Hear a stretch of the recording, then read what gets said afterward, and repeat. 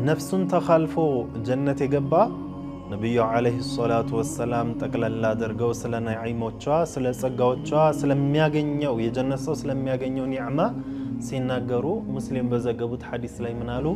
ያእኩሉ አህሉል ጀነቲ ፊሃ ወየሽረቡን የጀነት ሰዎች ጀነት ውስጥ ይመገባሉ፣ ያሻቸውን ነገር ይጠጣሉ።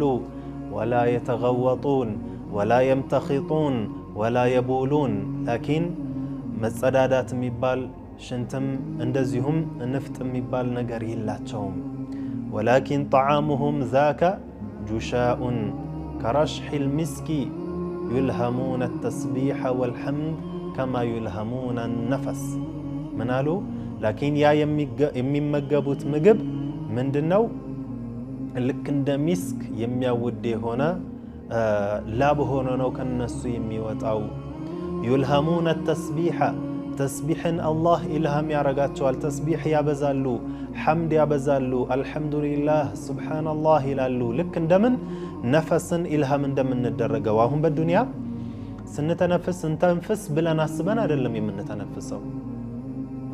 አሁን ልሳብ፣ አሁን ላስወጣ፣ አሁን እንደዚህ እያልን አይደለም።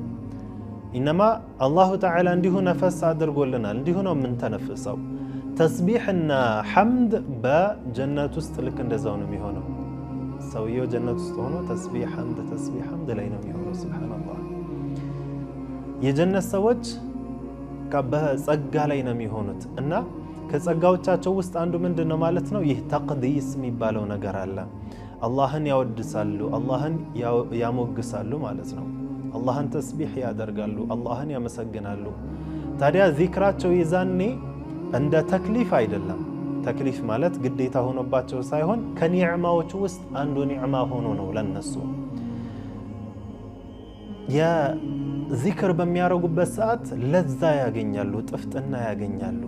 እና ይህም ዚክራቸው እንደ ዱንያ ምሳሌ ዚክር እናደርግ ካልን በየቀኑ 1000 የመሳሰሉ ዚክሮች እናደርግ ስንል የሆነ ተዓብ የሆነ ድካም ሊኖረው ይችላል። የዛኔ ተዓብ የሚባል ነገር የለውም። ልክ ለመተንፈስ እንደማንደክመው ማለት ነው። ሰውየው ሲተነፍስ ድካም አያጋጥመውም ኢላ በሽታ ካላጋጥመው በስተቀር። ታዲያ ልክ ለመተንፈስ ተዓብ እንደሌለን የዛኔም ተስቢሕ ተቅዲሱ ተዓብ የለውም። ታዲያ ለምንድነው ተስቢሕና ተሕሚዱ በጣም የሚበዛው ካለን፣ ምክንያቱ ደግሞ ቀልባቸው የጀነት ሰዎች ቀልብ በአላህ ማዕሪፋ የተሞላ ያበራ ነው የሚሆነውና በአላህ መሐባ ይሞላል። ወመን አሐበ ሸይአን አክሰረ ሚን ዚክሪሂ የሆነን ነገር የወደደ ደግሞ ስለዛ ነገር ማውሳትን ያበዛል። ታዲያ ሁሌም ተስቢሕ ላይ ተሕሚድ ላይ ነው የሚሆኑት።